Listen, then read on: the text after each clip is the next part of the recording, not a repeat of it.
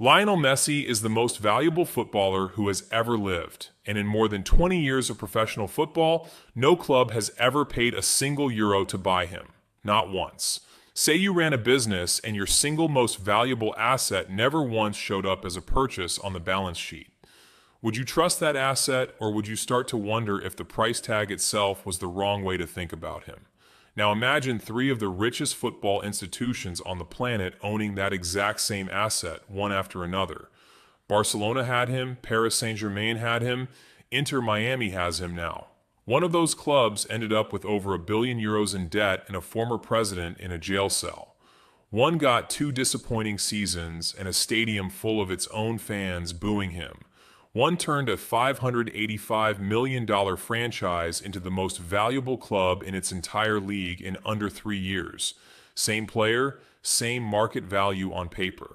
If you were the one signing that contract, which version of this story do you think you would have ended up living? In football, buying a player usually works like buying anything else. A club pays a transfer fee to whoever owns the contract, then pays a salary on top for as long as it wants to keep him.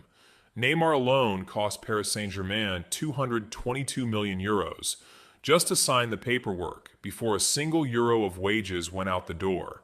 Messi has changed clubs 3 times and generated exactly €0 in transfer fees because Barcelona pulled him out of their own academy at 13, and both moves since then happened on free transfers once his contracts simply expired.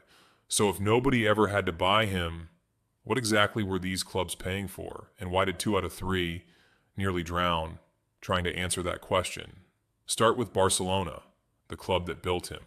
In November 2017, President Josep Maria Bartomeu signed Messi to a 4-year renewal that leaked to the Spanish press 3 years later and detonated across world sport.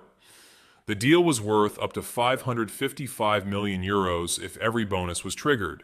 A fixed €138 million a season, a €115 million renewal fee just for putting his name on the page, and a €77 million loyalty bonus stacked on top. It remains, to this day, the richest contract any athlete has ever signed. For a while, this looked like genius. By the club's own reckoning, Messi was responsible for close to a third of Barcelona's total revenue. But the pandemic hit. A humiliating Champions League collapse followed, and Barcelona's total debt climbed past €1.1 billion. Bartomeu resigned in October 2020 under a vote of no confidence. 5 months later, Catalan police raided Barcelona's own offices and arrested him in a separate scandal, accusing the club of paying a private firm to run smear campaigns against critics, Messi included. He spent a night in a police cell before a judge let him go. Here's the strange part. Messi actually wanted to stay, and he proved it. In August 2021, he agreed to a 50% pay cut just to make the numbers work. Barcelona agreed too, and it still fell apart because Spanish football's own league imposes a hard salary cap tied to a club's debt, and Barcelona's number was so far over the line that even a superstar working for half price legally could not be registered.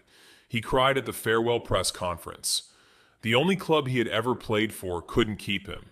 Not because anyone wanted him gone, but because a spreadsheet rule made it impossible. Is that a football failure or a financial one? Paris Saint-Germain, backed by Qatari ownership with essentially no spending ceiling, signed him on a free transfer within days. No fee, obviously, there never is one with Messi. His new deal was reported at somewhere around €35 million a year, rising to a total value near $66 million by his final season, on top of a signing bonus and an annual loyalty payment. PSG did not just want a footballer, they wanted the single most recognizable face in the sport to finish converting a Qatari-funded project into a genuine global brand. It didn't quite work out that way. Messi won 2 French league titles in 2 seasons, which should have counted as a triumph almost anywhere else. But PSG had already spent a decade chasing the one trophy their owners actually cared about, the Champions League, and missed it again both years. After a round of 16 exit to Real Madrid in his first season, his own home crowd booed him and Neymar off the pitch during the very next match. It happened again the following year, this time after a home loss to Rennes. Former teammates from Barcelona publicly defended him in the press. None of it mattered. A few months after that first round of boos, he lifted the World Cup with Argentina in Qatar, arguably the single greatest achievement of his entire career, wearing a different flag altogether. He came back to Paris, and the whistling picked up again within weeks. You can buy the most famous player alive and still discover that a fan base doesn't forgive results just because the name on the shirt is legendary. Two of the wealthiest football institutions on the planet had just tried to own the same asset, spent similar fortunes, and walked away with a debt crisis and a chorus of jeers. So how did a franchise in Florida that didn't even exist 5 years earlier, worth a fraction of either club, end up the one that actually got it right? Inter Miami co-owner Jorge Mas had been quietly courting Messi's father since 2019, 4 full years before a contract existed. Miami had even written the bet into its business years before that. Nearly every major sponsorship contract the club signed included a clause that automatically doubled the fee if Inter Miami ever fielded a player with 5 or more Ballon d'Or awards, a bar only Messi and Cristiano Ronaldo have ever cleared. When the deal finally came together in 2023, it wasn't built like a normal football contract at all. Instead of one enormous salary, Messi's compensation was split into a modest guaranteed wage, a signing bonus, an eventual ownership stake in the club itself once he retires, and revenue-sharing agreements with Major League Soccer's own commercial partners, Apple and Adidas, worth up to $150 million in total across 2.5 seasons. Nobody at Inter Miami paid Messi to play for them. They made him a shareholder in the same growth they were betting his arrival would cause, and their sponsors' fees doubled before he had even kicked a ball. Think of it less like hiring an employee and more like a small planet suddenly acquiring its own star. Everything that used to orbit weekly around Inter Miami, season ticket demand, sponsorship interest, television subscriptions, started bending toward it with real gravity. Before Messi arrived, Sportico valued the franchise at $585 million. By the start of the 2026 season, that number had reached $1.45 billion, the highest valuation any Major League Soccer club has ever recorded. Club revenue climbed from $56 million a year to roughly $200 million. Instagram followers went from 1 million to more than 8. That's the actual trick, and it has nothing to do with tactics on the pitch.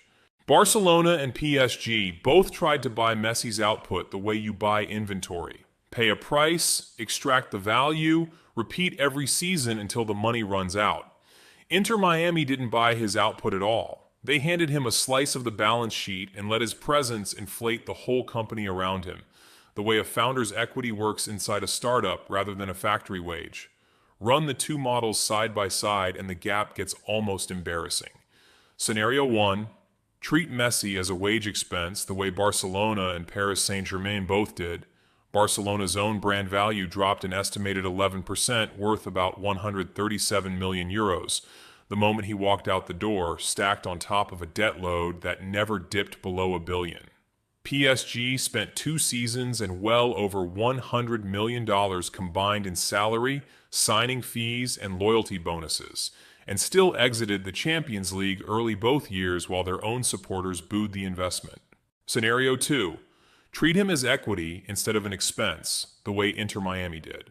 A franchise worth $585 million grows into one worth $1.45 billion in under 3 years, a gain of roughly $865 million, while annual revenue more than triples.